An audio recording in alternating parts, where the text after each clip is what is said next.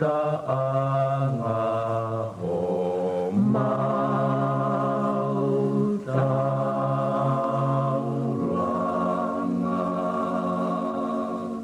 Halapai ni tu kapakamatala, honani wheloa mawhai ngataa, nono atawa ke whai hana, we tatalo moe atu hei lala. Halapai ni tu kapakamatala, honani wheloa mawhai ngataa, nono atawa ke whai hana, we tatalo moe atu hei lala. Ewisai, Ravakapo, Amasi mono fuloto, Kaneo, Eneto, POLOKALAMA POLOKALAMA sama PAIGE. Aku kira kan ada apa dengan kita?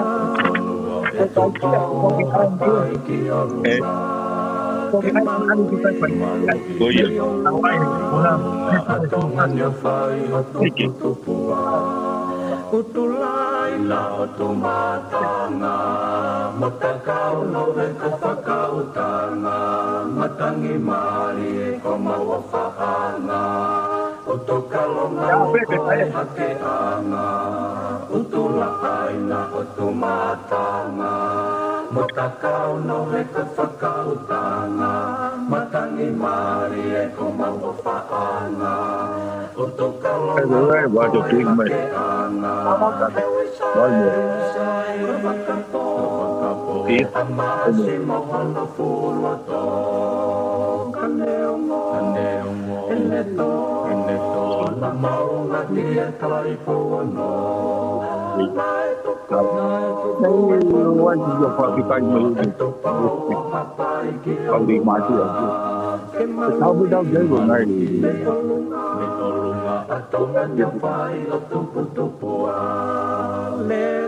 moe mai como kotu, koe whangelolo a halai walu, sia toka foa alo i talau, lo seo whatai situ ao whatu, lele a moe mai como kotu, koe whangelolo a halai walu, sia toka foa alo i talau, lo seo whatai situ ao whatu, Amasi mono fuloto, kaneo, eneto, na maunga kia trai pono, mai tuko e ponua, e tuko o hapai ki alunga, ke malui, me olunga, atonga nyapai. Kokori ke hufanga mo I he talamalo e whanua, ka mai ngahi talawhatapu ko tabe, ko wha o atpa me hen. Talangata e te au whai toa mama, o ka e tā mo e whainga maari e koni, ke o atua he mo polokalama ko ia FATUFONUA fo au ki he wikeni. E whatawa pe kainga kuongo le rei at pe ke te ki motol, a e tau polokalama ko ia I he wikeni, ko e polokalama ko ni kwa hoka tuia, e au pepe me I Nusilani, ka pe he foki he whafafonga, PAULA PIVENI PIUKALA, pe me California, kune lotonga iai I Amerika, ai o ku malawa ke whai pe whehoktak ko ni, ke mawhahoko ate tau polokalama ko ia ki he wikeni. I hana pe whako whewhia ke tatali rei ai whafafonga I he laine, o ku iheni ke mawhahoko ate tau polokalama, e piveni malo tau mao e ahon, ko ilo pe mahalo ko mo osi ho ata e whiawhifo e tainimi, ku whawhewhia e taimi ko ni ku mao e ko he laine, whewhehake, pea ku whewhehake ai whanua lahina. Koe whanua whuena piveni o ku ui, koe whanua e hua hone, pea me ngahi meri e kotoa pe. Koe so, malo e mawhai a maare, malo e taulama. Koe. Koe ia. Oku o au pita ka e ngai fu hala fononga I ki fola mai koe ni. Pa hau bel ki mo o pe me na au mo. Koe me ta pu. Ki hau koe ni o ki ai e tokanga mawa he. E kusi o ke kainga tonga e pa e ronga e tonga. kau fo ka to ka tio ange ko patano na ku he ni fo he me he ko chi fo na ku so le ke he fa fe ya ai palestine ai polistuto ka yuta na ku la wat ke o wa ko me ala hipen amazing ga we I phone one mo no ma yeah o ke pinga bege we so pe o me fo o ni solo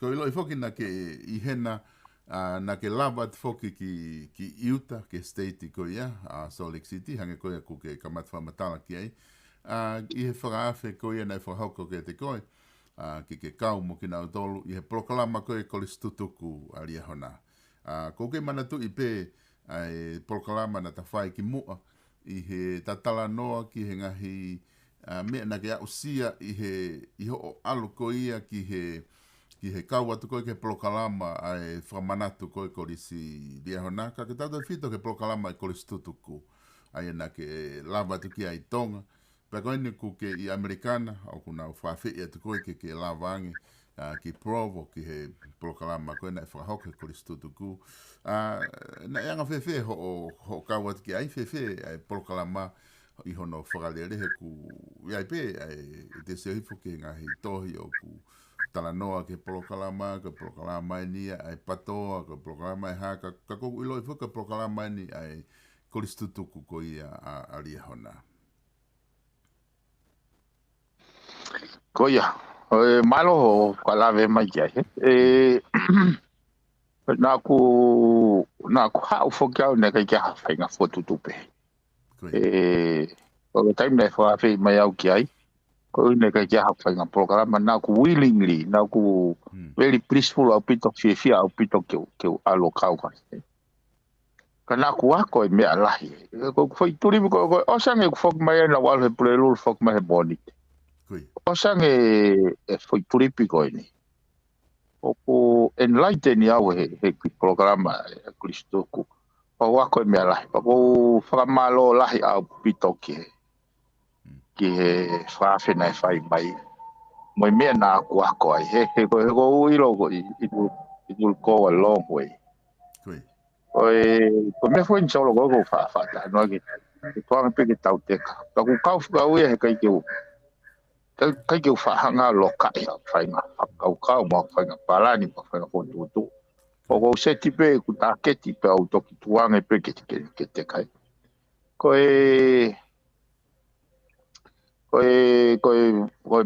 ya ko la hi au pa to o ngo ye tapo ki la hi ku kau na ia I ki foi polokalama na mahu inga fau ka o ki foi polokalama ni nei organize he kau polistutuku ko a soleki ma o visit ki he ko fe vai me ko ni ulo ma o visit ki he piece of a storehouse I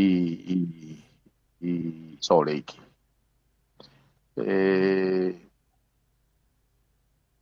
ko foi ko matapa ko tari toi ko kau hi o ko ai state o ki fatata o hanga ki maka fatata o samare tani le o ne mo ne foi hina wai ne ne tulo ia ko ka ai ko foi he foi atape ko ia na ko ngoi o si ongo ia ai lau mari faitani ti o purpose pe ko kau ko vai pa haure vai to ta hai o takitua ma to kau he me na whanau ia mea ko ni he ro tonga ko taulahi uloaki taulahi ua ko maari ka whakau welfare go ni una reach out ki ha whaahinga whakau o hataha o in need regardless pe ko hai a siasi una kau ki ai ko hai matakari una kau ko hai lanu una Ai ko ne ia pe ha disaster ia fainga en kolope o fonua ni pe ko mamani na ulava o reach out kia no pai ke pe ke fa ta ai ko lau mari e ko foi kana me na mari ia he fa matala nai nai fai he ki taktua ko ni ko presidente ko americani ko a Reagan Ronald Reagan nane fekumi ke kautake siati ke lava e americani o implement ha fainga a welfare system be i he scale whaka national level ne ongo ene whaka amu ke ai ha mea be americani ka koe mea koe nane hanga whatongai ko whainga taia anga e whetaura koe mo pure anga me go ya ma uya hesias ai panihanga kono famalala he ko elito ia o basis o piece of storehouse o elito ia he fakau volunteers ko kaunga we go ngawe volunteers ko loa ku ai volunteers ko kaungau e ko he whaama. Ai o kuloloto i he kau volunteers. Ai ko success ko o foi whakau ko ya. Ko uhi ko foi nauhanga o whaleai. Foi hala whaka mau whatu. Ko hala whaka mau whatu ko mahino ko whaka matarai he. E taim na mau campaign ai he. Koe lalanga koe hafala. Koe whatoka koe lalanga hafala. Koe mea ai kautou lalanga ko no raki whinga i ke mau e fwoi hala wha mau whatu. He kapau e kai ke tono e fwoi hala wha mau whatu. E mo vete mo tae mau e nau lalanga. Ai koe ngau e lahia ai kautou lalanga. Ke raki whai nau ngau e ke whakatoka ai fwoi hala wha mau whatu. La tok takara le hagere vai na ngari po turi ke na toki feta kai mai ta ma popo pe ama o me va na kusi o go he e fakau kau go ne piece of storehouse o e foi halfa mau fatu e foi lau mari e po lau mari go ne tala no ai o samaritani samaritani ai ko na ku ongo i tapu ki na pita ko fa matala ko he takitua pa one eke mai ka mautol ko uiso nipa pa pe mai le vai motua iu a mai nipa ne ongo mo no motoritonga ka ko tala no fa ta ko me ko ke ha pound tree ko ke ha pound tree ai pe koe ai whakaukau ko bishop. Neongo koe initiative ai siasi. Kau kai ha palm tree koe reach out. Pane pehere wa ne whatano. Ka pau nai mau he mamani. Ai whainga whakaukau o he whiongo aki whakatoko ua. Ai koe na i whakaukau ai Samaritani, The world will be a much better place. Kau te kata mo tau petu. Iyo. Kapau na mamonga katoa mamani. The world will be a much better place. E ko kuhina whaka uke he kuia e foi. He kuosia e foi.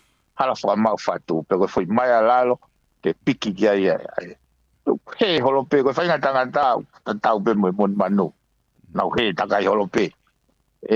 Ka koe ui koe elita po koe essence o me alfa e whatupu o kuneanga leo ai o ai tangata ke moa tispirinian whetō kaki holope kau kai ke aha ala he wahe whakaukau koe nai whatanoa whake tatanoa koe he mena kuako koe ki moa he whakaukau koe o welfare ai ki ngau e Samaritani o whai he siasi mamonga ai na au kai go he raki wike ko mai na ko to ape kai ave ki so kono make a scaling kono scale up in go ge auge ke piece of storehouse he fainga scale gon na walo ko mamantai Koi. Volunteer pe ai ko ta foki ai mea o hanga go he foi program ko mold ke raki o ngoi so ko foi whakau ke raki o ngoi pe tama go ne whaki ene au kai ke ne raki o ngoi kai mu whekai ai masiva ko ne au kai ke ne raki o ngoi ke ne hangarewa o tui hono vai he su o ha taha whekai ta ko foi volunteer ko ia o kai he whakangata hono a mauni ona whai ak be ai ofa ai langa hono mafu he ofa and that was ko foi success ia ai foi polokalama ko ni o a o ke pureanga Amerika ko ke nau malava neongo solo anga go lau ko no ho ne mo ka kai ke malava neongo lahe paanga lahe mo fainga mali ka ko FATUFONUA powerful kana ke nau malava na to implement ko no hinga na kai ke bak kai ke loloto tau ia mo whakau ko Samaritani he piece of storehouse o pau ai ko foi key difference ai ko na nga fatonga ka pau te ka hange ko pure anga ka na wo be na tolu o ofa ke masiva kai te ke na wo hanga o ngo i foi mai ala lo go pe ko raki langa ho na mafu he ofa pe ko raki i o ngo i fi kai ai tu house ya ke to ke maka tu ngai tu ape hai falut pe ku o whaka campaign pe whaka mamata ayo hene pe he ka ke lava ia implement ta ko tala no go ai ki taktua ko malo hinga ia o polokalama ko welfare sia si he piece of storehouse ka volunteers pa whaka hua treva kia mahino ga go Samaritani ko volunteers ia o hinga ni go whatakaki go e kono hinga he na volunteer pe na ke whekau ia ke hifo me ne asi o tulu na volunteer pe ene ave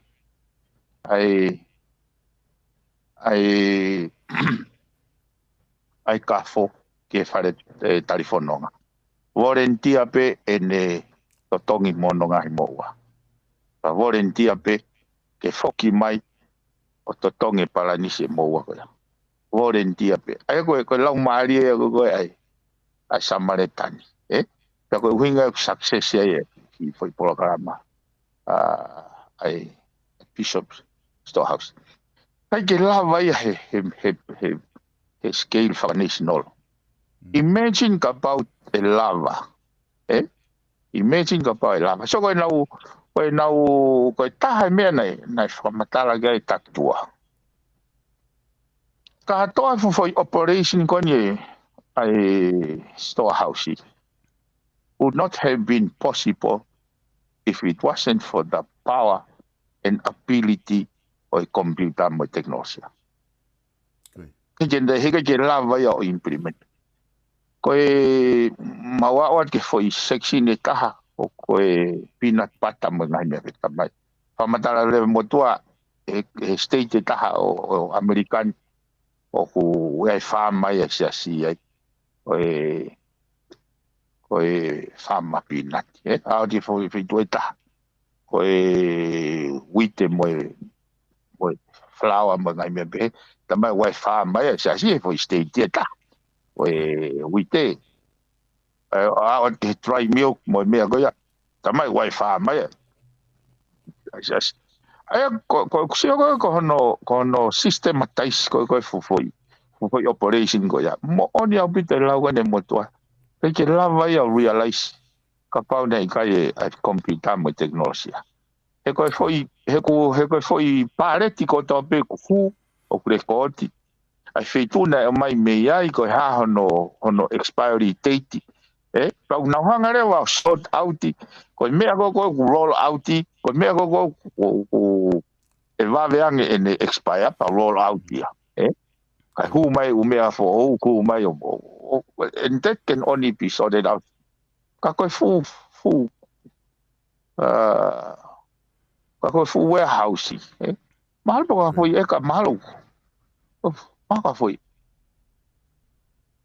e kai wang o fulu e kusia ko ke fu nga wela ma wa mai ke fu storage ko e meat e ai ka no i manu mai me ko so ko fa matala mo do fe un mo ta miliona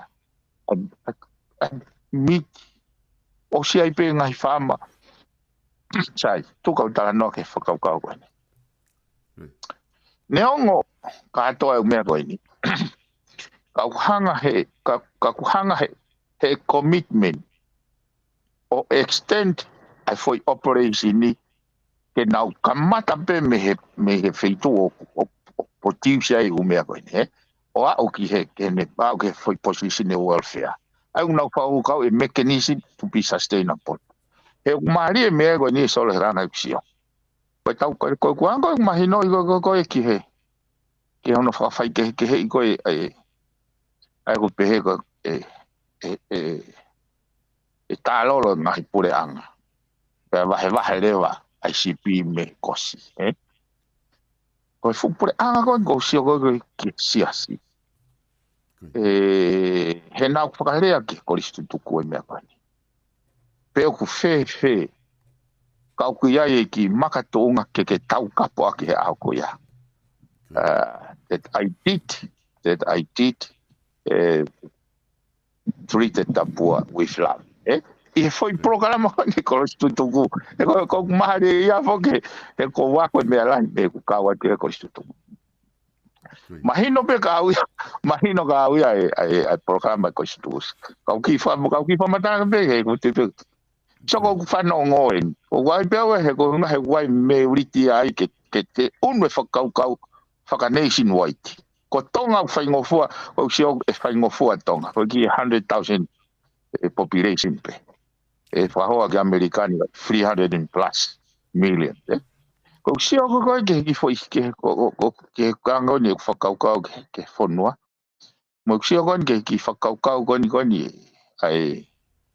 ai foi system ko ni ko listutu ko fa no ngo ko listutu ko to ape o nau totongi ai ko nau hange hanau ki fi fa tau ko panga hongo fulu ki foi fa ta ko na to fai di tonga na taru ko loka covid me wa no taiwa wa me ke wa no wa tolu foi tau ia nima na to panga ni no leo ke foi ul o na hanga le wa systematize le wa foi programa ko ya e na autokoni ki he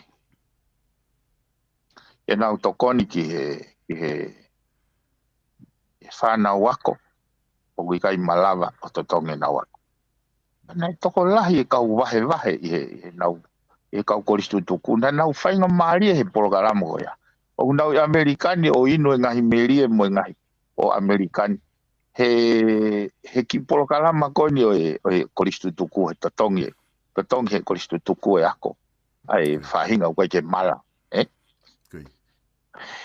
ka ko mari ko ka ono systematize he ko ini hau ke hoko e maha ko matau ai ko foi fa vai ko ha uhinga una he na ku masiva kana ke tokon mai ka ai ko foi password tipe ya na ke te mai na ke mauloto na ke malanga na ke fa moi mahaki uhinga e ke alo una benda sai ka ko ini te ke toki malava me ko ya ka pau sai hot o ha me honima you can only do that ka pau o ka ha me honima so ke operational go isasi ko o me go ke na mau o na ore wa fa mai o me go ya nga o ai ke ha me honima pau ke ba nga o ka ya ha me honima ke tok fai e ofa Kai tok ma wa passport. Ke mo tangata. Sige o ma o mahali ka au he kune ako o wai me kune ako ai mau inga go ke ngau e tangata tonga ke ngau e kakai o fena baspe mo polisi fa económica to se nesi mau e kakava ke mau e mahe kakava ho mata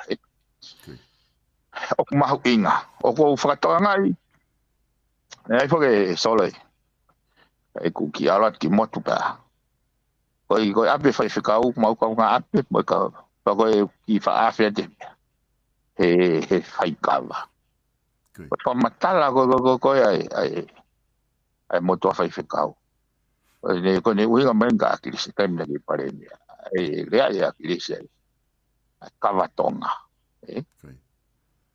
be motu faria pare mia fe kava tonga ka ko mau ki kala pu biven o skume mau ki paseua o beat leva taimga pai kau palo be mau paseua ka ke ilo ka pau na tuke kava tonga ka mo ki uta ngoe mai ngai fu ka valu en la watu o dia de mo pas mo do wanoa ko ko fo ke fa tala noa ko uhinga fa kau ya ka pau ko pe tenia ke kava tonga pe kai o ka sia ina nga ue hare va na sio ke ka o fonua con ko tonga pai de ne pure fa economica ha fonua o na dolbe de na pure fa politicale ha fonua ka pau o ku ha tau o ngo ai tu i mo ho e ki ka pe mo ka kai fonua pau ke tau hanga fa kau i ha mea e fa ai ka kai ge na nga ue ke o mai ha ka muri o nga we fonua pe na pure fa economica ko os asia ko os malo hi apita me ko ya ha kau fo ge me na ko ha ki ai mahuinga ke hanga he pacheti o mai ha fainga initiative mo ha fainga whakau fo o ke lava ke whaka ai e kakai ke ngā ue. Huinga fo ke kulave ko ike ai e solo na mahu inga ai au pito heksio ke ki fo i he tako osko ko e ki taktua ko tange e motua. Ko tokanga no mahinoi tako samaritani ko volunteers sai ko kakai gona sia si unga o ko volunteers ko samaritani o hangare o pe ko hangare va foga o ke koristu tuku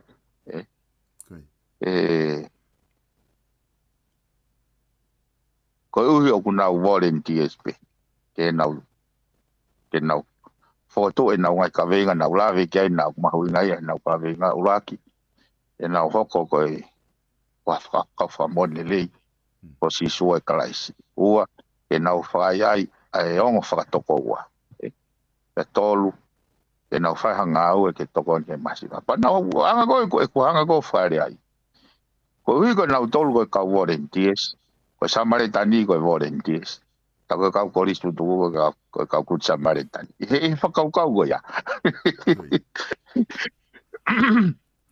Mari lah habito. Koe kanai me nau anga fatonga he ku tau he ku hala ai kapahe ka ke tau fo he foi process foi sequence ko ya misconceive ko sio ke tonu go no he kai ke pehe ko foi me ke he tolu foi tolu ko foi me ko ya tahape he ko he kapau he kai ke waki fai ai toko ni ka pau e rock fight toko ni pa ke makatu ngai he langa fatu pe ko lau mali ko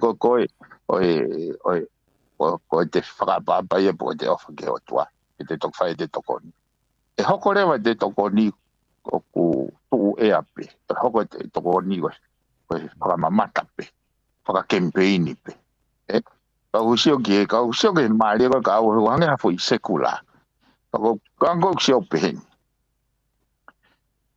ko no fotu ko ke nau ke nau hoko ka whakamoni le. Hange be ha foi tau mua. Te ke nau hoko na dol ka kune hanga o mai. Ko uhinga e nau mahu inga ia o ngoi whakatoko ua. Ke nau whaia hanga o ke masiwa. Ko ui ko no rak establish. Ke nau hoko ka whakamoni. Ko si sue kalaisi.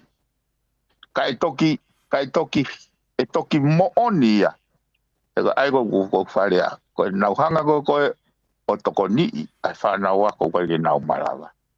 Ko e nau whakamo oni ia. Ko si sue. Practically. Ko no whakatu uraki. Ko e pepesia. Tau mua pe. Ko ne fo iviro mai gogo no ka kato ko e tolu. To e foki haga e peia. Ko e whunga ia una hanga whakamoni. O maria ka e whakau ia he fo kau. Ko toki alwan ke hawhainga mea. O una hanga operationalize mo mahu inga ia. O mai tala noa e samaretani lerei. Ko e fo i hala whakamau fatu ia.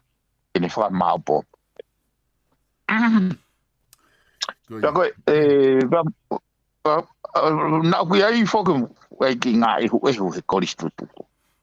Anei ke kau e mea nau whakaloto lahi ai ke koristu tuku. He ko lava mahino ia he kusio he mea koe ai mō mene pātoa. Ai kai ke nau nofo he nau kawe inga. Ka nau nofo whakafo i tangata. Ko whalarange tangata koe. Kai ke nau mahu inga ia pe fo i kawe inga. Oe foi kawenga koe ni nau operationalize. E tolu koe ko whaatara noa ki ai. He ko pau. Nei o mai ki whainga maari he nau whaia saiti ke ure ai. Ana hanga o whamalala pe e whakaukau. Ke hange koe pātoa. Koe he ka pau te nau mui. Ai ko nau wharea ke whairea koe. Tuku e manako he tangata. He ka pau te nau mui paka alwa to vai tangata afe atua whare kaukau. Oe afe i pe toi ngā he tua whare kaukau. Ka ke nau alwa he mama hulu he kawe inga. E koe pātoa foke solo kono kawe inga ke pure i lelei. Pea hoa ke fofong. Nau mahino ka auia uai kakai e foi moment ko ia o wai nau whainga limitation pa wai nau whainga tono no. Ka koe ke uhinga e tono no wai kawe inga. O tau kawe he pātoa. Ka tau tope mausio koe koristu. He koe nau ia o atakai o mo ui. O loko mo ui. Ko pau beke ai whetō ke aki. Nau o kana ku mau tāpua kira. E au pito he ku iai. E ko whamalo au pito ke presteni pa manu kau maulakana. E nauanga o ai koe mea koe nau whanonga koe uhinga na nauanga o whape iai motuan. He fui kātonga koe nia ria hona nā kua alu ki ai he. Kou incidenti pe ia. Nai kou incidenti pe nai kai ke pehe ke ahau whahinga mauti, whahinga palani. It just happened ko ose mau time campaigni. Time tatau veo kamata ki polokalama ai ria hona. And I felt obligated koe ke ahau toi mea mo ua ke hau taimi ke walo ewa ki ai he. E nai mi malawa peke wak osi ai ki ka kotonga e koe pato ke ose campaigni. Ko uhinga koe whape. Au te kapeta koe koe ke mama o ngahi mea koe ni me fotutua e otua. Koe wao mai au ki he ni nei ka koe mea koe na kuako ai. Tako whaampe, tako piefia he kuako mea koe ya. Ki moa oku he te kei ke ko winga he early stage e ku ngau whawhareane. O si au ia oku whaingofua tonga ia ke lava o upscale systemi koe ni o welfare system ai. Ma mo ngā mo ai ha whainga mea ke ngau e ai society o. Sistema kaise fufoi operation ni nationwide. Heila Amerika e neongo ia sili ni. Ka ko lava mahino he ko ngā population lahi. Ko tonga ia. To tonu ke hoko a tonga ia koe foi example ia koe foi moto ia. Koe pure anga whakalangi he nai tuki la. No to ope pure ko ia kai operationalization system ko ne bishop storehouse ko ake ko tau vinaka ki tau ko. O kulahi pe foki e piveni e tau sio atu o ku mo ne pito ai e tala no konu ke fai ke samaritani pe mo system koni o e se asi ma monga ku vai ke tala no o ku ia I foki e ngahi kulupu ko e tatau pe he ngahi kulupu kabatonga ko ngahi kulupu whakakolo o ku nau fai pe ngahi ngau e whakasamaritani ka ku whawhiawhia foki ho tala noa I he kulupu koni I he se asi hange ko tala noa ke fu storehouse koni ko na ke aahi ki ai. He ngaha kune ave e ia ai a Samaritani o aluia o fu national white ia pe maa opo hono ngahi whakatutu. Aia o ku mahino leo ka systemiko ku nau ngau aki o fu o mau au pito. He kuna kamata pe e na welfare system me funky family o siasi, ku nau kau ke siasi, ke nau tānaki ha nau tānaki haki mea teu ka hoko maha wha o ko si ai pe nau vai inu mo nau mea tokoni hona ngaho api. Ka koe ki ngata pehe ngai family hangi ko tala noa, koe na ku ke au atu koe ki Amerika, o alu ia au ki he tuunga ia whakamamani lahi. Ai nau hanga ko teu ko ia ai mea koe ni koe ke tokoni ki he whakasamaritani. Koe whatala noa fo ki e piveni ki he liha mai a lalo ko ngā teu maupe ko ngā ka aha mea hoko he wholau o ku uai peha mai lalo he wholau o ke o mai he ahoni he ai foi temi ko ni ko e whaka mau whatu hala whaka mau whatu ai e unau mei uhinga tatau pe ka ku lava tu iho wakai ko ki tonga I he tau sio ko ki ai ka pa e hiki mai foi sistemiko ia o tau lava o whakahoko neongo na ko si asi pe ia malava ke fai ai heilo pe malava ia o whakahoko pure anga ka ke pe e fai ngofua pe ka pa te tau mai ke whakawahenga e lama pe ngai whakawahenga ke nau fai ai sistemiko ni tokoni ki he ke whakasamaritani ko ni o ke wakai ke e fai ngofua pe ia nga ho sio Solo, it will only make it possible. Ka pau, koe foi mai lalo, pe koe foi hala wha mau fatu. Pe koe kanoloto, koe foi initiative koe ia, o koe mai whakaukau koe Samaritani. He koe ni solo he ranga whakaukau. E kusio koe ke level of excellence ono whakahoko koe he piece of storehouse koe ni koe a Utah, ai goutu I sore iki. E kusio koe na hanga whahoko. Koe whainga commitment koe ia. Commitment koe ia e toki lava pe ia whai ka paulahi ho tui. Your faith. He ko kusio ke nau hanga koe soka ono operationalize. He mau e mea koe peanut butter mai mea koe. O koe ke ngatai nau tōrea tāri e ke toki hawa kalap kawatonga poka haki ngai I o company o tone. Now, alu na to the extent hono whamai. Ai mea e pie mau, ke tok whaia ke welfare. So ka foi process ia ko maari ia koe ai.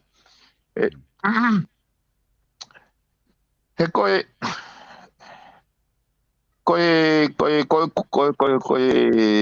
pehe koe ke au masi o ku tonu ia ke malawa I tonga. Ko hano uhinga. E tau tala noa foko. O tau nofo foko tala koe whanua lotu. Koe whanua nai tukilangi. Ko ilo ka pau e tonu hono whakatontonu I mea koe. Ke mahino koe langi koe ngu. Ai koe perceive. Neongo perceive o koe ai o tua koe na e parahame. Koe kau tama koe. He koe whakakau koe tau ki loto te tori tonga. Koe o tua ia koe tanga loa. Mo mau kisi mo. Tau whatai. He koe kai ke loloto whiunga ia ke whakaukau koe pureanga o tua ai koe malanga I mai he lotu o tua e parahame ka koe maari koe ka au sio ke nai osi nai whai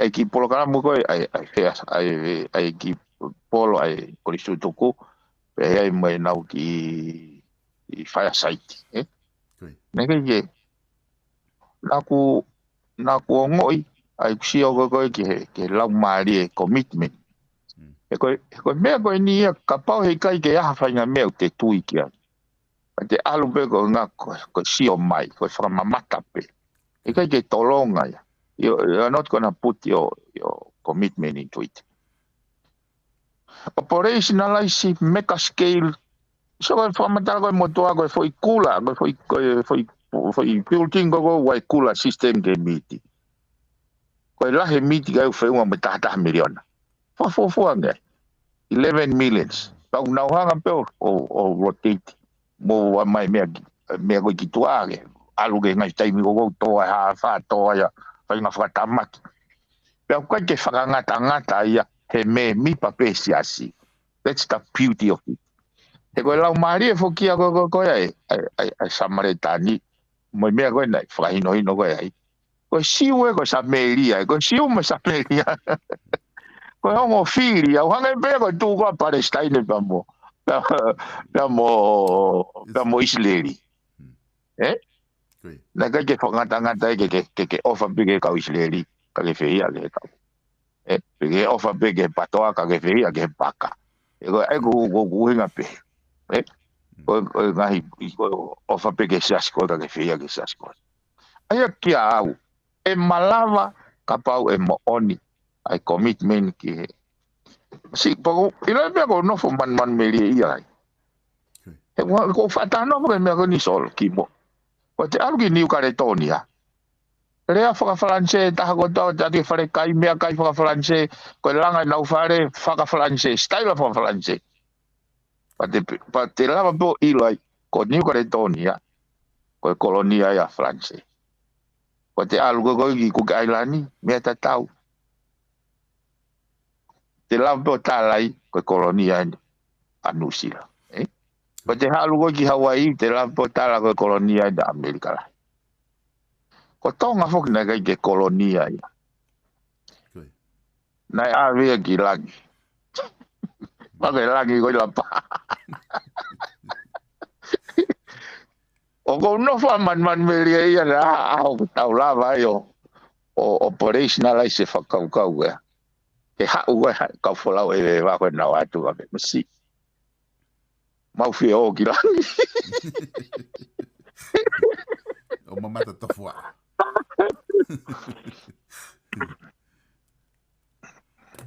Koia, piveni ko ilo i peo o kuai foke whakau ko lot peke whakamala peke mahino ki o tau kainga kone una uihe POLOKALAMA.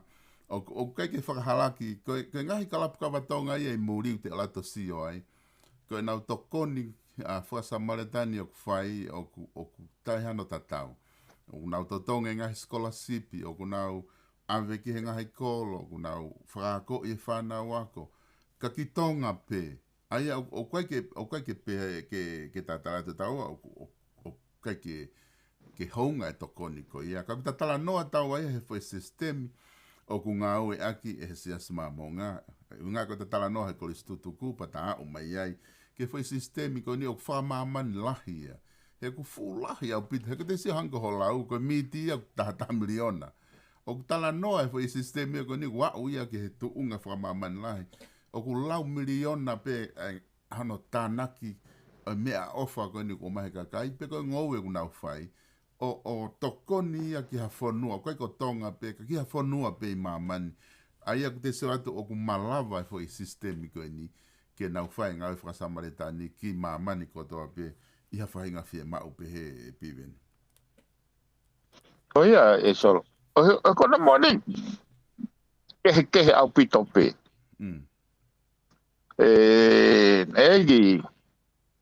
egi kalapu ia i tonga fitu na nau foto mai ke ko nau tau mua ko nau ngawe e tokoni ke totonge ako e whanau ako e tonga fitu whangi scholarship ko nau kore mai ke ki panga whawahenga wai ki foi tolu kilo fo ke panga whawahenga e oanga mua se niti me panga ko ia ke langa ke bathroom ko ki kalaka watonga ke au pita whakaukau e ko sio ko angai whakaukau ko fare I go na fai ga na tolo na ula ki ona tolo ai ki foi kala ki foi palpal ke langa pe toki ai ai jerity go ai scholastic o mau inga ke lolo te whakau ko ya o ke ilo ai mea go langa ko ai o tu langa pe funga funga kere kai ke tolonga mo tu lo ai te tau alpe more ko mea go loto go ke sio ke sio ke kai ke na hanga o whakaaonga I ho nau taimi ke nau whakaukau ia I umea ko ia. Kai ke ngata I, ke ngahe ko ngā ko se ai pe tala ofa ia. O pehe tala ofa. O ia ko toa peu ne whaaki ko ui ko au. E tene whahanga o lelei ko ui ko au. Te ke mau ia he mama ko ni o liunga te au. Pea iku ia ke mo itainga. So ke whainga whakaukau ia. Tau mahu inga ia ke tep ine kakai ke foi lai ne whainga maari ko ia. Hange ko solo so ke nai mau o se ai hula ai ko istu tuku pa maore mo ka ko istu tuku he tona ki o tapul ma foki mai papa ki e ki api pe I soreki pe tu ha pe ka tanga ta ko ai o palo ki me kava ona u inu kava be moriri ko whakarea ko ki kapainu mai whakafofonga si solo ko hovare hanga noa lo pe auia mo ki ho hina o ai ne ta faki so o masilini dai o mai ga o pogo ya ta mano so ko o feina ai ki ka o mea ko ini he na e pe ka fainga na o mai bina to mono masilini ka au vai ka o mea mono mai ka au te mono pe ke na ki lili ai vai o pe auia ai lau mari na na fai aki volunteer pe Pako o mai ko sai ke ure ako tag sol. Ko je wi lau pe anga fefe. Uraki ka jaha me ikava na ha moia. Ua ka jaha toa ke wa fo. Tolu ka jaha ki ta kauta me. Ka jaha tala noa. Ka tu nga ape. Ka ko me ko na no fo ho lo sol. Ke ofa mai ke nga ke nau tep ini ke he mea koe ni he lai pe uhinga e nau foaki hanga I whakaukau e nau foaki koe ngā koe nau tokai e nau palestini e nau foaki koe ngā koe hanga pesi o whakatonga e nau foaki koe ngā koe sio koe pātoa e nau foaki koe ngā koe kainga nei o toi nei ki mea o whai mo ta kainga me sila ki vai pehe o iai ngai makatunga ke ka nau whakaamo mai fa amo mai na tep ini ke mea go ko lau ko ui na foaki ko ui ko nga we oi ka venga ke pure I le fonwa ke maka tuunga e na tep ini ko ui ko ia ko tope une foaki ko ui o au teu totongi au liunga te au I mamania ka iku ke mo tanga lo toge na tep in ke me ko ke ka o pago faka hua nge be ka na tol o te te ha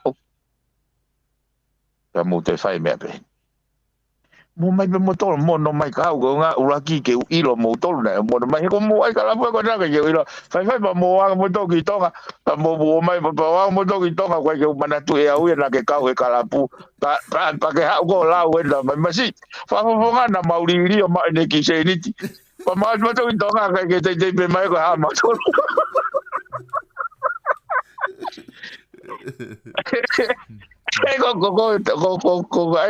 Ko fa ke o te mute fai pe ka te aure o te mute fai pe o mai mo tolo volunteer ko fa ka ya volunteer lipe o he kono ai ona ko ke ai lipe he ki kalapu e ai fa ina pia pressure ai na si o ma me o ke te ri o so fa me pe o ka ke iku ya ka mo tanga ta ko ke ma wa ya to tonga ko o ke whakamamata pe pa hoko pe in vain, whai pe hoko ki in vain.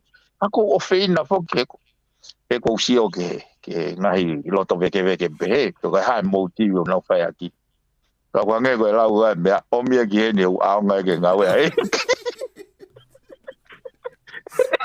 o no me te ko ki asi na tata no be foki piveni ki he lau kai pātere ko ngā o mai fupua ka he ku kai ke ulawa si kai e mea ko toko tampe au mi pe o whae ha mai be pua kai ha sila makona ko o atu sila pe da ni me ai kai whare kai me pua ka koe au ngai ke ngā ue ko me monia masi ko tala no ko tano ke ho ka u me hone iPhone 1 masi e kusio kono mau e mea kai mau dai o dai mi ton ta fitu nei au e ton mai magi paka mai mo ki ka ko de sio pa ko mau to ko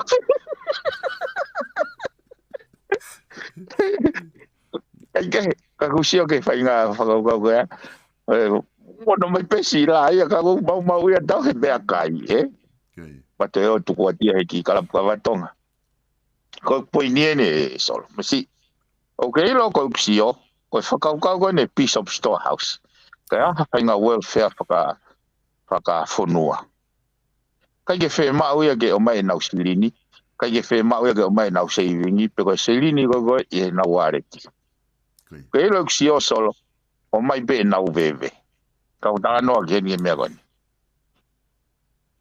Whai mau kai tunui ka heni o. Wai kau tama be heni whai nau ngai po. Mau ala be o taktahe fo ika. Ko kai ko fo ika ki o vai kai ko ngako fe mau ke kai te os ke o mau le kai ko ka tama amerikani kai bena do me ko ndau to opera ku le va to ngai o ko au ka ne afi ko ko ta ko nau kamata pe ko gala ko ta tu tarisi tu fo ika ra kai ko ngako ka vai to gos pa ke to ka o te ko mai fo iko ka ma so ma kai ma ka ke o se vai wa ya vai wa ko ka tama ko vai wa ko aku kai ko poinie pa e lava e whakaukau ko e nau vevepe masi ko e mau e la ko e whalekala puha masi o mai ma mea kai pa ave botu ko e mea lele e hai masi taha mai ma mea kai tawe i lo ko ma ave ko e pongpongi ke ma whekai a mau e kau ai mama ta bulu te mato ponga hanga tona pete nga kai ko ya al te veve ko e ku whakakau o ku mahu e whonuania mahu ya ko e gira pena i tuku e whonuani ki langi ka o ku mahu ko anga pe ko gilok mahu ka ko hinga ya he na kulak whatonga i pena e ki o ki toa pe mei motu na hao tari au e pongpongo e nau tau mai e lai ko mau o ta ma ko nga steak we masalati ya kai ya ko steak o kai mo salati o kai vai u be pa ku pe ko ke peki mai ta mai sai be ula me kai ka ko mau ia ko ai pa tu peki ma peki mai ka so ka mena i ko ja to i ku pe mena ma peki o te albe ka ba be Yau ki pay attention pe ka kai anga no neongo maho e fonuan ka pau te nau whakaukau ake whakaukau e Samaritani ai go ngau ya ki piece of storehouse e nau to whafofua ko ha excess ka nau anga tonetia ke whakaukau ke ofa ke tokoni ki ata ko mana to au solo i time nau ke si agei i motu na ya we whainga whakarea goni tua na vai kulo tengo ki pa wai ai we upo ko topai sio ke mau inga mea kai he aho koe tengo ne ki pa wai pa te toko to fo vau ki pa ku ke whakarea ko tua na vai kulo masi ko wa o sio ke ponuan ma fo amu na ya uia o mai ha whainga mai alalo a whainga hala pa mau fatu e whamaunga ke tonga a whainga mechanism e whakaluku fua ke kai kamata ke nau whapoto so ka hange kong tano kan ke mau kai kane o to ka go pe tau vai wa foi ka kai be ko nga ko ka ke to so mau kai be os na kai be mau kai foi vai wa ba it is not for that et ta to bene foi ka pai ku wa alu be ke pini ai be wa so o ka ki ta to fa to nga he ku lau be ka hi mi he u ke hatuluta e malava ke fonu ai pe puna ka fonu ofa na uloto lava i pe ai fie noa i bo anga u fa ka o mahu inga ia fau ki fafe na fa ko stutupu o ne anga molde fa ka ki ha mea ke fa tupunga monu ke fa ka yo no kave ne fonua ha fa ina mea ki te le ya Koi. Piveni oku mahu inga apito tala noa ko nuk ta fai ko ni he ahoni. Ai tata di fito ki he tala noa ki he ya usia ko ku tau wa ki ai i he taime ku tau fonua to ai ki americana ko fonua lahe. Hange ko na ku fokata to ko fonua ngahi hone mo merie ke ho mamani.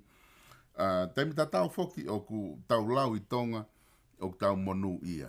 Ko ngā ko tuk fonua na e whai topo uloaki na ne ave tau tolu ke malu i tau tolu pe aku tau malu ai te ke hanga pore anga o take over tonga pe whakapopula i tau tolu tau e tau whanonga mai pe aku tau pore ai ka kai tonga toko lahi e tuk fonua ko ngā ko pehe ku na e hanga e o tua e topo uloaki o ave ke malu i tau tolu tangata kai malu i tau tolu he o tua ka ko whakau ke fu Merie mo monu ia ma o tau kakai americana. Pau pe na tu fonua pe mo americana ia mahal na ave pe mo ia ki langi he ku. E ko na ku fu mahu au pito ai koloa ko fai americana. Pau pe he foke ni I he tau sio o ku kapau o fa kakai he na uri pa anga to ton ke na ton ke fa foket pe na sila na to ke na foki mo ia mo fa off. Ka koe fo ke sa ia hata wanga whakatonga e ngai mea pehe, ku nau veke pe nau tolu ia, ke nau foa ke he taime ku nau sio ai. Peko hai whai ngā uhinga hange ko tā noa, peko uhinga ko he whamiri, peko uhinga ko he kolo, te hau mea e, tau kolo tatau, peko tau whanua tatau, peko uhinga ko e nau whakafofo ngā koe. Ka koe kakai o ku nau veke pe nau tolu ia, he te sio americana ke nau tokoni e piveni.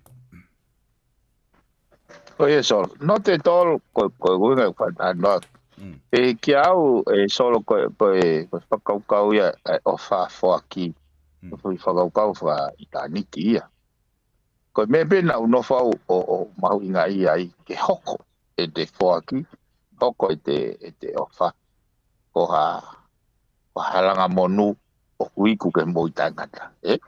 Ke whakama opo whakalirei ke pepes pe moi.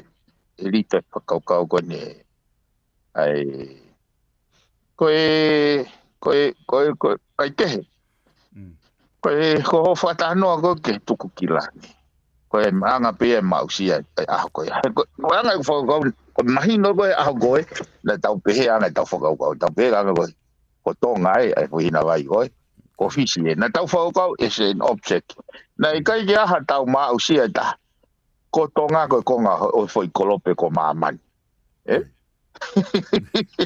ngai te kera ko to tonga mama me mama no ave ki langi sai e nau o e whakatupo i universi na e whau pehe o tua mo ngahi nau o natula ke ne malu I a mamani e na kai ke pehe ke toki kore foi malu I koia he kai ke malawa ke ne malu I pe ia a tonga ka tai malu ia mamani pe malu ia mamani ka tai malu ia tonga o he na ke au ke tau au sia sol pe na ke pe ke au ke au sia o konga ko ia he na toki kimui ono ilo ona he kau soka ala fi e kau seila ko mamani ko foi object peta na tau no peta to pe ko tonga ko foi tunga maka ia ke ia ko fisi ko foi tunga maka ke ia o hamoa foi tunga maka ke ia na kai not at all he tau au sia ko tonga ko foi konga ia foi kolope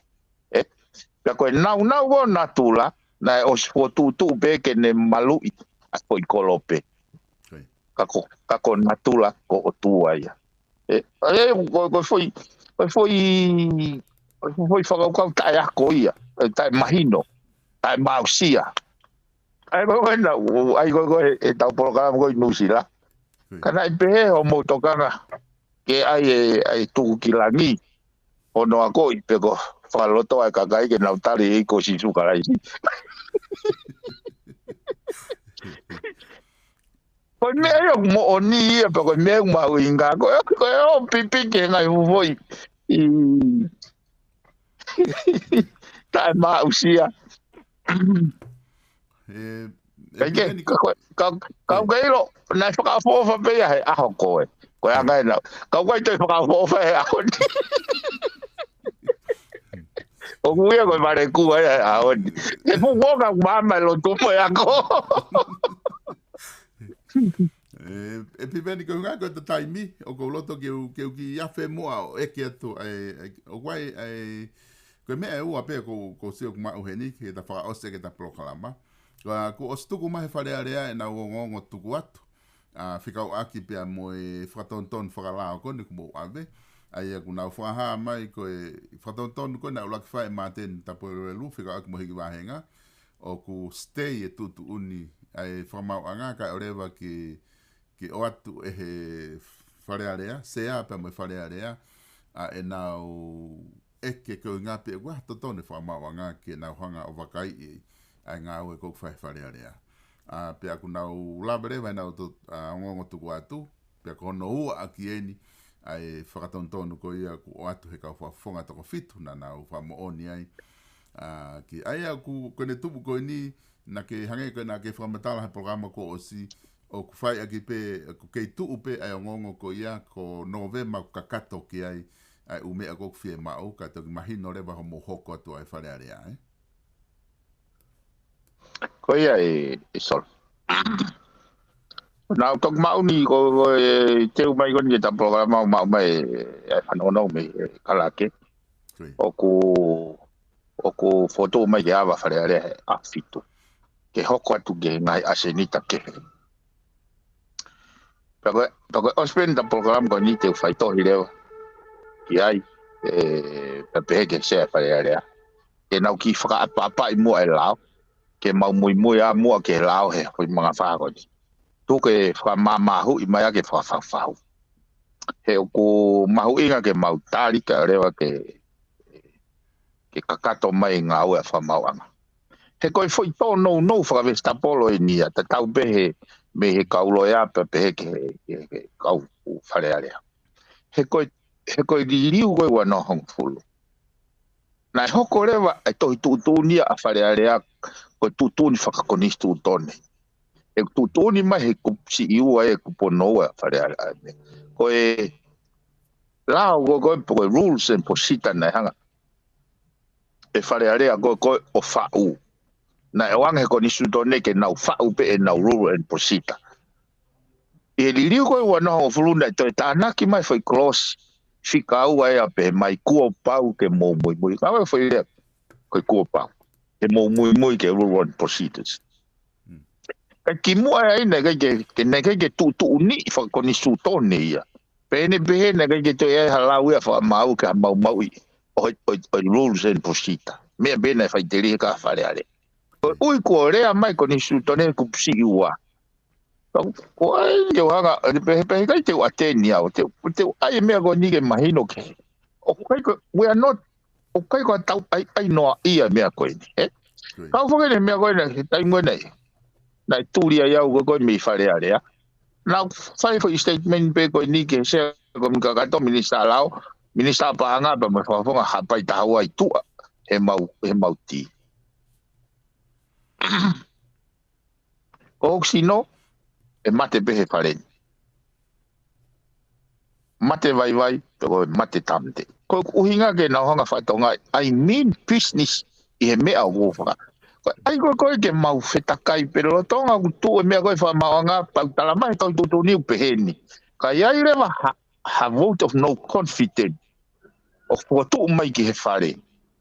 Hei kai toi ngofua ke toi ngā ue, ai whare area ki ha asenita kehe, kai oua rewa kua au whangatuku ai vote of no confidence sai ko foi rea ko a fa tuku o hinga ko ka au ko a fa tuku ko nga ko te ha issue o toi lo tonga pore I whakalao ai fonga na nga o ke hiki ni mai tai tipeiti pa ko o stari he whakamau ke hoko atu e hopo o hinga ia ka o te gai ke a whanga tuku vote of no confidence kako o loto ke mai no he whare ka pa he ke mau mui ki halao hare wa uhinga wa ke mui ka kai ki halao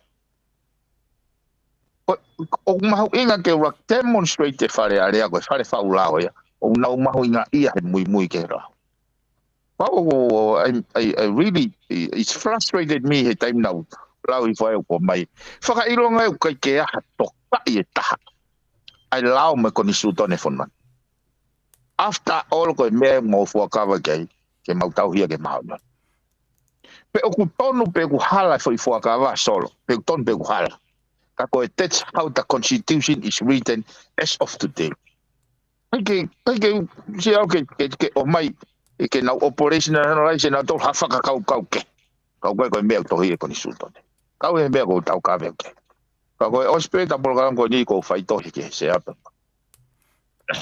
ka pau ko na tokanga ke pe ko ya o tokanga ke fai mo mai me ko ke hopo ka fa va ve na o so tu mai fa mau ya ke Friday ka au ke tiu mai ai respond submission ya fa area ka pau na pore ai ta fa ko ni pe wa to to na fa mau ke na fa mau ya fa area mo na fa to ya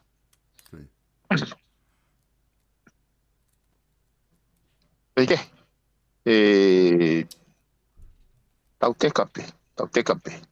E lewa piveni ka pau o ko ta whaaki o ku ia sea e pa mai whare area. Ka pau kuna tala mai o kuna awe na toke whamau a ngā tala ange ko tohi kona una watu. Ka pau kuna unofo na tohe frame of mind I whakaukau ko ia. Ku osi a whanga tuku ai vote of no confidence ku os pāloti taha. So done.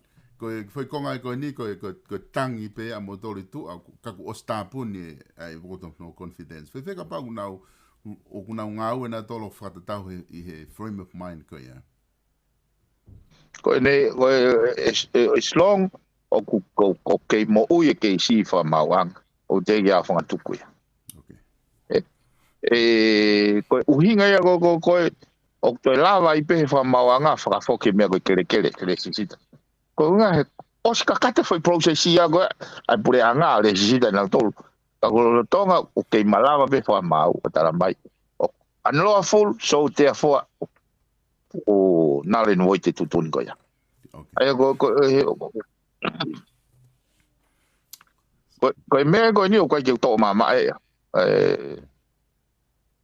ma inga ia o ia solo ke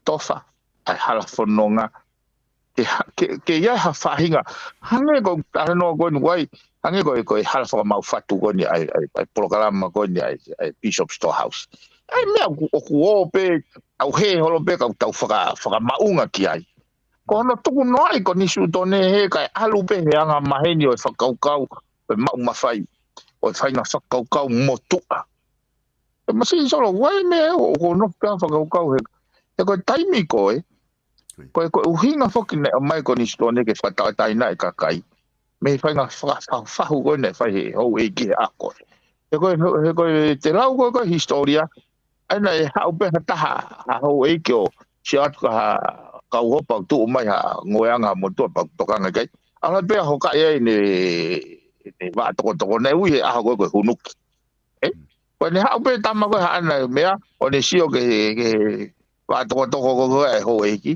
va le va ta o mai a ko na wa pi ka ba no ma ne ki bulu ko ne a po ka ia ba ko fahinga fa ko ha ko os ia nei hanga he ko ni stuto ne mo po wa ko fa ta na e foi me ka ke no fa to ngai ko ni ki hu ko ni foi ta ko ni ko fo wa hu no ki no ho ka ia lo te tu ha we ka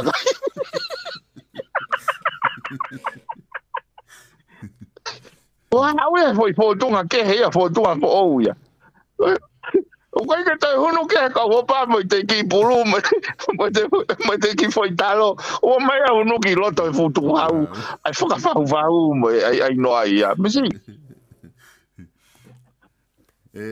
Biven kuntungo ke daki fa osia ki ai gi isi ko ni va bepe ma ho minute pe ni ma ka kunga ka wat pe mo he ku o ku ka kai ku na kore mai o ko na u palo pare ma na fi hanga i mo he to tongi bebe ai ko na u palo pare ma ko ni o ku tana ki he uhila o ku chance ma upe na to tongi bebe na to he uhila o alo na fu mo wana toki o lunga. Ka koe ke hau e patunga o hiko bebe ia o fai e na hiko bebe. Ko na uwhi hui kongu na o mai.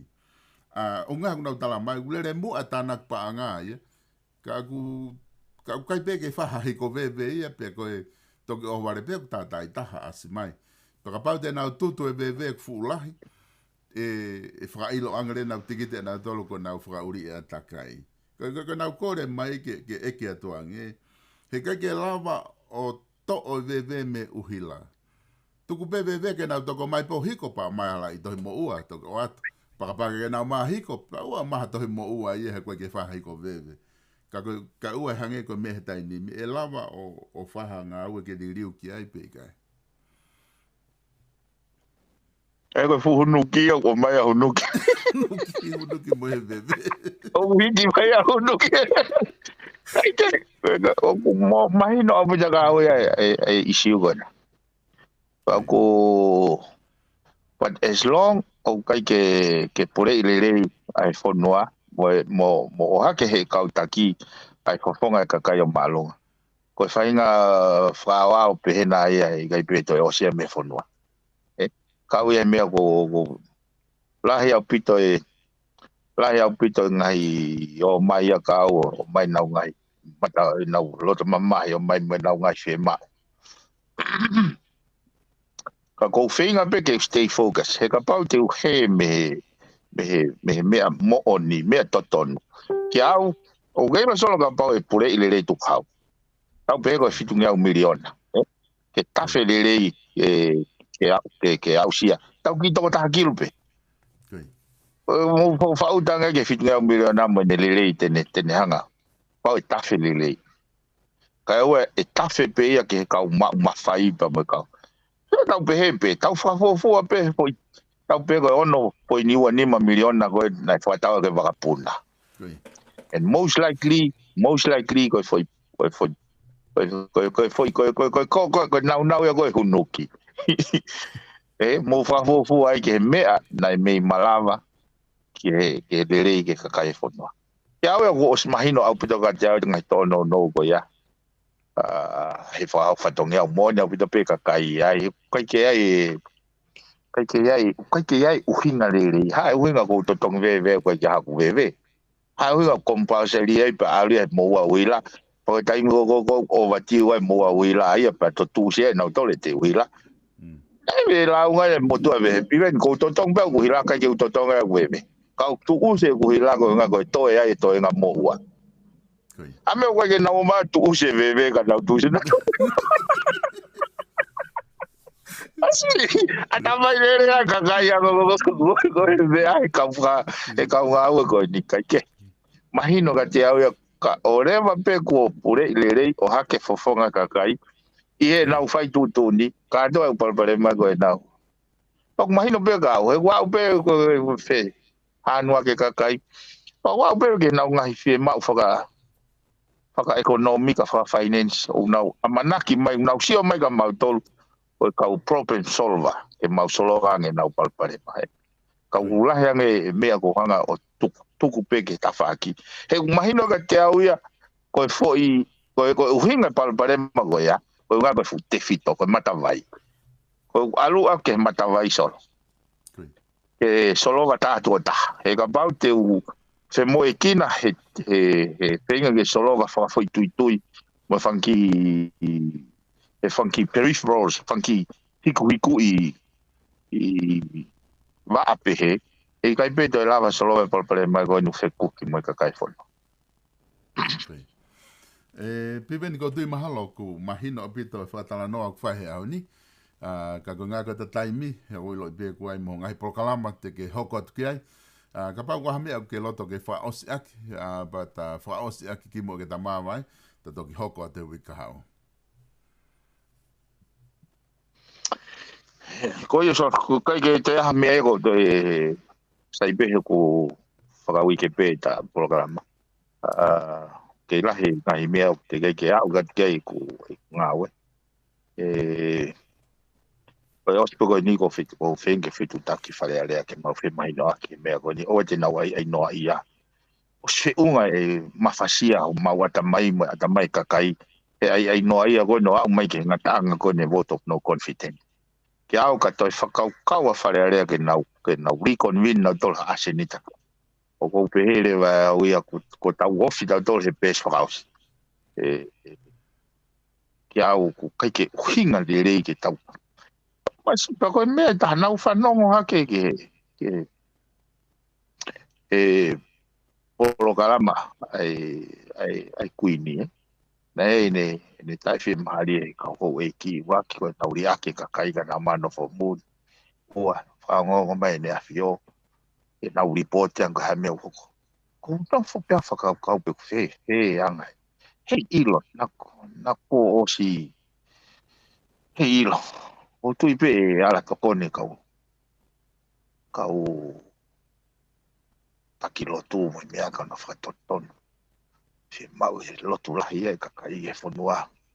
Ako si au o tau hange o. Kai ke kei taki le rei. He ko au e talpe o se vote of no confidence mo gongo ia wea. O kai meo fi halaki. Ako wha mai ke whai mo ka kato mea gonya e whamawanga. He ko tui maha koe toki mea pe toki whanongo mai e kai hou e kipa mai whare area. Pau e toki whai matu tone. A tau e peo ate uhinga le ia unau ke alvina te hanga mai ni pau. Ko hau ki ka mata ke osi moha kuia kana. Ko konga e ki afi mai kuia solo. I malolo e ta pulu pe au ke au ni vena ma. Are ai ke maki malolo ka mata ki feo ta pulu pong pong pa tona ki. Kako no whakaato ako whamalo ati koristutuku sol iuta. Whamalo ati ka wheke pe moe o koristutuku ia. O loto peke whakaloto lahi ka koristutuku. O te nau mo ua he tau tolo olo he tau mo ho. Nau hanga puke e nau kaweinga. He koe kaweinga o nau tuku. Ke ne hanga tataki koristutuku ia. O whaitani tona whakaukau. E iku ere mui tangata. Malo so. Malo pito piveni, fa malo atu he lava rei koe e polokalama FATUFONUA fo e auni. O fat ke te koe pe mo e malo lo fai American, tok foki mai ki tonga ke hoko a te tau ngā ue. Malo piveni.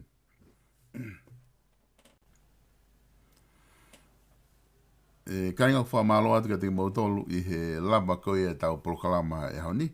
FATUFONUA fo o pe mo e whafufonga tonga tapifitu. Paula Piveni Piukala. Pea ku honga pito ho mou kau mai, ki tau kau hi ana talanoa i, o ngahi kawinga koe ni ku lawa ki whai kia wha talanoa. Mo mana tui whoki e lahe ngahi kawinga ia, he kai ke tau tui kotoa ki ai, pea ngahi mea e whai kia talanoa, o ku tonu, pea ngahi mea he ku kai ke tonu ia ki anga hau wakai. Ka koe mahu inga, o ngahi polokalama ku o atu, koe ngā koe hae viu, ai toko taha koe ia, o ku whawhalala e polokalama. Ke o atu peke mō wakai ki ai. I he wike ka hau, e toki hoko atu ai tau ngahi polokalama koe, pia mō palofesa, toka tāse si o laftani, te whunga whanua alo au, pe whoki ki he polokalama, pia mō palofesa, i no ke huakau, tala no ako mō politikare, e toki lere kotoa te ngahi polokalama, i he wike ka hau. Kako whamalo lahi atu ke te ki mō tolu, ko ia me hei Amerika o ku mo tokoni i hono sponsor ko e tau polokalama alawa ke whakahoko atu e tau polokalama ko ia FATUFONUA fo o i he wiki kotoa peke mo mea mai ki ai. E ka ngā tai o ku whamalo lahi ki he ngahi kautaha ko ia ngā maheni o ku mo sponsor ngahi polokalama kotoa peke o atu me heni me he Mipon Media, tatot fito ki he kautaha no ko ia ai South Pacific Loans. Kautaha no ko ni, o ku ke fie mau ha paanga no, ke fie mau ha o gwe hanga hitono no whakapaang, o ku ke loto ke fie mau ha tokoni. Ko e kautaha eni o ku iloa i he Pasifiki i o kalani no sila ki o tau kainga Pasifiki. Tatot fito ko tau kainga tonga whaingo fua, vave, pea toi lelei e nau customer service ka te koe. O ku taki mu ai e whaiwhikau, stalik tupo, noa balongeau, valo, hiva valo. Noa balongeau, valo, hiva valo, lea ki a stalik tupo, te nau lava ke tokoni ke te koe. Pakapau, he kai tike mao, ai whaiwhikau, tala noa bega ka taha e nau kau maoe. Kuna o si mateu ki nau tolu ke nau tokoni koe. Iho nau office koe e Cavendish Drive i mano kau. South Pacific Loans. Noa balongeau, valo, hiva valo. Ai kau taha ko ia tike lava mao mea e tokoni. Ko tau wharikoloa wala. Ai Space Basin Store hanga atu ko ia ki he taumo pia building i loto nuku alofa. Ko ngahi wala, ko ngahi koloa, ko mea kotoa pia kui loto wharikoloa. Ko e ngahi koloa ia, ba ngahi wala staila ia kua ngā tike lava whanonga mo ia. Kai tike te mao ko ha whetu, ka ko ho whetu taki pe. Ki he Page Fashion Store i he wafitu tolu ni mao no, pero balu fitu noa, balu ni matolu, tena lava o tokoni atu kia te koe, iha whahinga wala pe, te ke mao kotoa pe ia, pia me he Page Fashion Store. Amanaki ke tu uta atu e nā uta fo ko te ko e kamataanga e wike, ka hau, o tu uta atu e uta fo ko ia, nā stock fo ki he wharikoloa. A wawe hake, ko ngahi kote koe ke he oik whawhine, lahi au pito ke toli mo whiri ai. Wa fitu, tolu ni mano, pego walu fitu noa, walu, ni matolo. Ko e, kautaha waka ko e siu i MOANA Freight Services. Siu i MOANA Freight Services, o kunau whakahoko, a hono uta ko ia, au ngahi koloa, pe me o kalani no usila, ki tonga. Ke ngā tai e kuna ulawa awe ho kiki aisi. Tēnā ulawa o mai, a o mea ka mitokoni aisi. Hanga manioke, tālo. Ka kuna whakatau pēnā tolo. Kuna olat pēnā tolo whakatau i tonga tapu, wawau. Whao ke kontena, pake alu koko a pio malolo. Ko smau ho seni ti au. Nā toko mai nā tolo ia o whakamake i Nosilani. Siu i MOANA Freight Services. Kau taha whika ula kia ke whakai ki ai. Iho awe uta fleti, no uataha, no ono, hiva tolu ono. Feturi, no uataha, taha no atolu. Tolu ono ni ma, teke lava mau kotoa ia. Ai kautaha awe uta koe ni, ke nau toko ni atu kia tikoe. O ku whai whake whakamaloa atu kia tiki mo tolu, koe ngā hi toko ni kotoa pia mo whai, ke tau live stream, o ku ke i lava le reipe, ke whitu utaki mai. Ki tau live stream, whahinga katoanga pe, o ku ke whema o ke whaitai, e lava o whaitai e tia he noa uataha, hua noa nima, noa ono, noa fitu. Noa uataha, hua noa nima, noa ono, noa fitu, putu, pe koe Māori, pe koe whai aho, pe koe graduation, family reunion, pe koe mea he seasi, lava kotoa pe, ke mauhanga o whaitai. Ke maola tu kia i o live, ke sio kia kakai, pe ko maa to hiki video, ke toki upload ia tu. Ko hape ho fia mau, te mau lava le rei pe o whahoko. E mahina ti se ma, e te mau i wawao wai, e lava ke mau whahoko mo live stream ko ni i wawao, o ka pau kwa hao ngai kātoanga, o ke fia mau, ke mau live stream mea te pe me i wawao, i ti sema the whole month. Te mau whahoko ngā ue koe ni pe me wawala. Ki mua ke mau whoki mai. Koe ngata pēa ngā hi whanongonongo ko ia. Lava ke o atu he ahoni. Pea mo e whatawanga pē. Nā e ongo lere i atu. Kia te ki mo tolu ka mo mea.